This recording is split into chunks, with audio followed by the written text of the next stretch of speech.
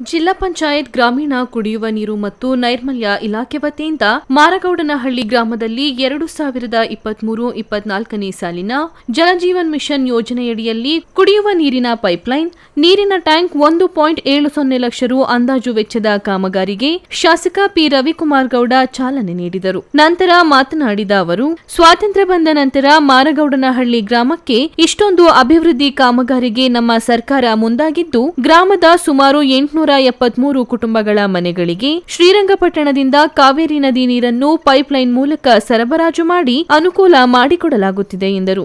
ಕಾರ್ಯಕ್ರಮದಲ್ಲಿ ಗ್ರಾಮ ಪಂಚಾಯಿತಿ ಅಧ್ಯಕ್ಷ ರಮೇಶ್, ಪಿಡಿಒ ವಿನುತಾ, ಮುಖಂಡರಾದ ಸುದರ್ಶನ್, ಪುಟ್ಟರಾಜು ಸೇರಿದಂತೆ ಮತ್ತಿತರರು ಉಪಸ್ಥಿತರಿದ್ದರು. ಎಲ್ಲ ಗೌರವಾನ್ವಿತ ಗ್ರಾಮಗಳಿಗೆ 1,70,00,000 ಈ ದೇಶಕ್ಕೆ ಸ್ವತಂತ್ರ ಬಂದಾಗಿಂದಲೂ ಯಾರು ಹಾಕಿರ್ಲಿಲ್ಲ. ನಮ್ಮ